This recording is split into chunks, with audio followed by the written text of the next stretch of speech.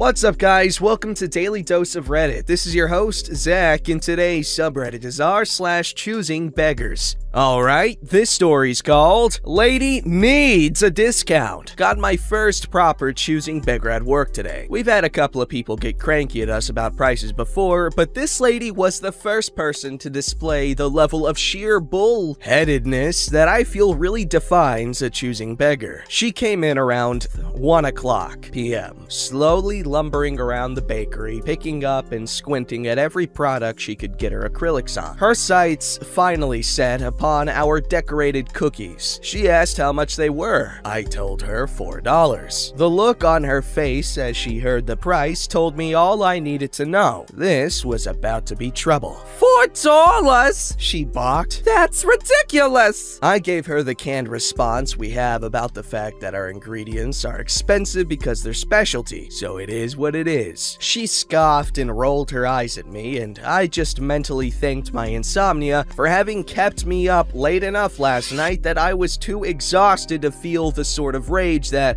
crap would have set off, usually. She scoured through the cookie display, digging about in scornful silence, before suddenly her eyes lit up, and she seized a single cookie from the back of the display, strutting up to the counter triumphantly and smacking it down before me. This cookie is broken, she proclaimed, and she was right. There was a big crack running right through the middle of it. Not a big deal. It happens sometimes. Oh, sorry about that, I said, not actually sorry. I can get you another one. No! She barked, cutting me off. I want this one, she said, pointing at the broken cookie the way one would point at something they're trying to show a toddler. Okay then, I replied, and by this point, I had a sneaking suspicion that I already knew exactly where this was going. But I pressed anyways, and there was nothing else to be done. That will be $4. She stared at me for a moment, her eyes narrowing before she pointed at the cookie again. I said I want this one, she repeated, even slower this time, really laying on thick the fact that she clearly thought I was some degree of stupid. Yes, I know, I said, because what the hell else was I gonna say? But this one is broken, she stressed, raising an eyebrow at me. As I said, I can get you another one if you want. One that isn't broken, I replied, a bit of anger finally starting to break through the dull haze that exhaustion had put me under. And I said I wanted this one, she said, clearly getting frustrated. That makes two of us, woman. Alright, that'll be $4. You can put your cart. She freaking cut me off again. I'm not paying $4 for a broken cookie, she snapped. Okay, then I'll get you a different one, I droned. I knew damn well what she was getting at, but I wasn't about to make it easy on her. No, she yelled, kind of getting up in my face at this point. I want this cookie. She jabbed it so hard she would have made another crack if one hadn't been there already. Okay, I said flatly. I can take your card whenever you're ready. How much are you taking off? She demanded. By this point, I'd had more than enough of her, and since playing dumb was really the only weapon I had at my disposal that wouldn't have gotten me fired, I decided to continue using it. I'm sorry? I asked, pretending to be confused. Oh,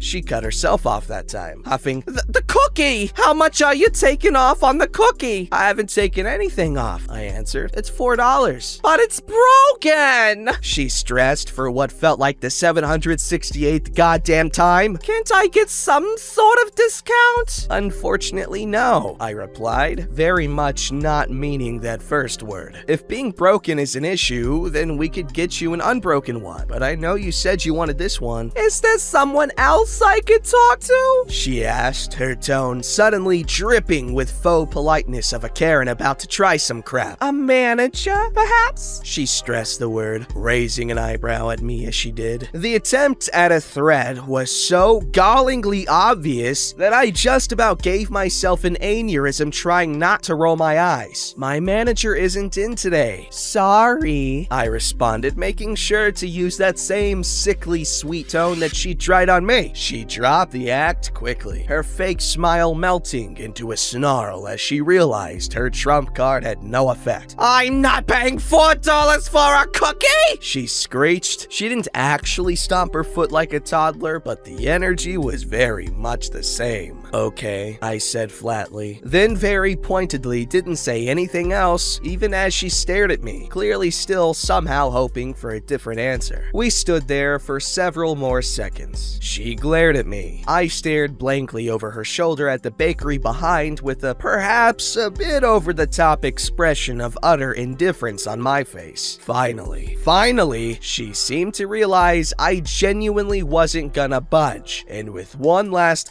she rolled her eyes, tossed up her hands, and stormed out. I put the broken cookie back on the toss tray, where it was quickly snagged by one of our decorators. Suck it, Karen. Oh, wait, the baby don't want to pay $4 for the cookie. Guess what? I pay a ridiculous amount of money for food because I like food delivery and I'm lazy. So $4 for a cookie isn't crazy to me. I know, I'm wild. I cannot be tamed. Someone take my money away. I'm kidding, though. The government already does that plenty. If I paid taxes, Al Capone, you're my hero. This story's called Woman Demands Free On-Site Tech Work for Another Outlet's Bad Experience. I've worked in end-user computer and electronic repair for my entire adult life, and about 10 years ago, my husband and I left our corporate jobs to start our own little repair shop. We are 2 people. We is small.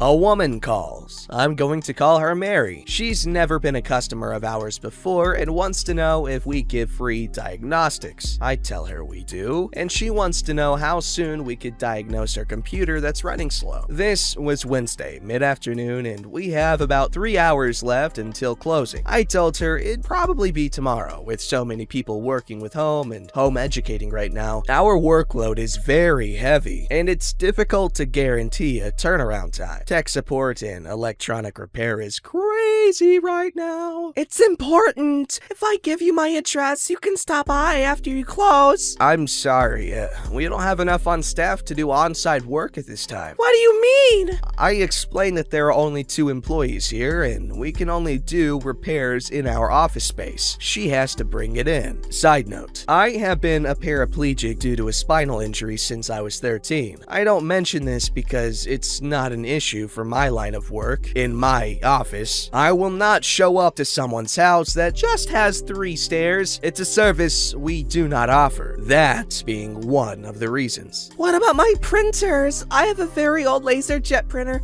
and the other guys messed it all up. It took me 2 hours to fix it last time. I'm sorry to hear that. I can't speak for other outlets or the work they do, but generally working on a computer doesn't alter a computer's connection to the printers unless you have a significant failure or need a reload. Well, they did it, and I don't want to go through that again, so I need someone to come to the house. I'm sorry. That's not a service we offer. Long pause. So what am I supposed to bring? The box? The monitor? All the cables? I'm really inconveniencing her here. No, just the tower, assuming she meant the desktop when she said box. What do you mean tower? It's not a tower.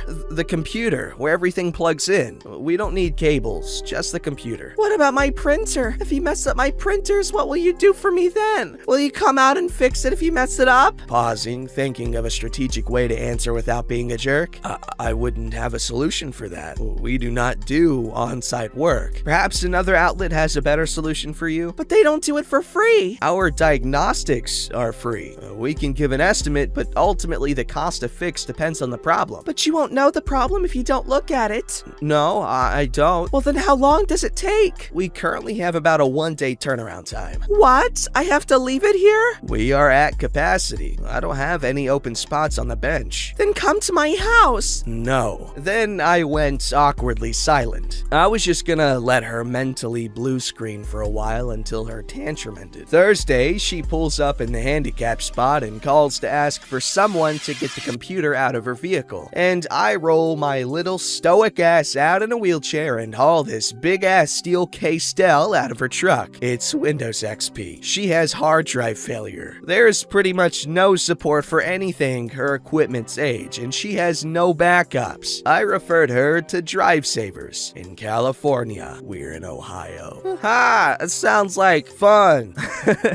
That was really cool. OP and her husband left their corporate jobs to start a mom and pop, literally a mom and pop shop, repair shop. That's really cool and admirable and beautiful. This story story's called Our Free Holiday Gift Packages Weren't Good Enough. As we approach the holiday season, I remember a choosy beggar experience that I want to share for my first post here. Tilde at the bottom. Sorry, type this in my phone. My parents had me in a lot of activities they thought would teach me valuable life lessons and skills. I was in team sports, church groups, and Boy Scouts. If you don't know, Boy Scouts is a social group for boys focused around outdoor activities like camping and hiking, as well as community service and self-improvement. Every holiday season, our Boy Scout group would sponsor a holiday food and gift drive for underprivileged families in the local community. We allowed any family to sign up that felt they could not afford to provide gifts or a meal to their families during the holidays. We would spend 2 months gathering donations of non-perishable food items and toys and gifts, and even received larger donations of turkeys and Christmas trees from local vendors. A week before the Christmas holiday, our Boy Scout group would get together with our own families and wrap the gifts and create custom care packages for each family on our list based on how many people and the age groups and genders of the children. We would then drive around the city and hand deliver these free holiday gift packages of a big bag of personalized wrapped gifts, a full holiday dinner, a week of groceries, and a Christmas tree. We were supposed to learn valuable lessons about giving and sacrifice. After only a few seasons, we had to stop doing it. While there were always a few families that really appreciated us and wouldn't have had a holiday without us, the large majority of the families that signed up for this were rude and ungrateful. Most houses we arrived at had a couple of cars parked in the driveway that were nicer than what we arrived in. When we got to the door, we were invited into living rooms already filled with tons of wrapped gifts surrounding a giant Christmas tree. They would scoff at the free 6-foot tree we brought and usually tell us to just leave it in the yard or often just take it away since it wasn't big enough. They'd complain about the type and amount of free groceries we delivered to their home for free. They'd complain about the actual size of the wrapped gifts we brought. We often went back to our vehicles with the entire free packages that the family signed up to receive because it wasn't what they wanted. The size of our group only allowed for us to help about 50 families a year, so every one of these Choosing Beggars family took the opportunity away from someone that really needed it. They tried to reform the sign-up process, but we ended up having to scrap the program due to abuse that couldn't be stopped. The lesson learned at that impressionable young age was that people can really be buttholes sometimes. I agree, that sucks. See, that was a really heartwarming story, and I was really happy until, the choosing beggariness shone through. I appreciate what you guys did, because Christmas is a beautiful thing. This story's called, He Was $25 Short on an Agreed Price. Got mad I wouldn't lower my price. It wasn't the brand he was looking for. I, 18 female, am moving out in a few days, and am listing stuff to get rid of for a few quick bucks. I was selling a bike on Facebook Marketplace. It's basically new and was only ridden a few times. It has a matching bike helmet and a portable bike pump. It was a gift. The bike alone is $170, not including the helmet or pump, which were like 20 bucks each. I listed it on Marketplace and in a few local buy-sell trade groups for $100, including the helmet and pump. Someone messaged me a few hours later.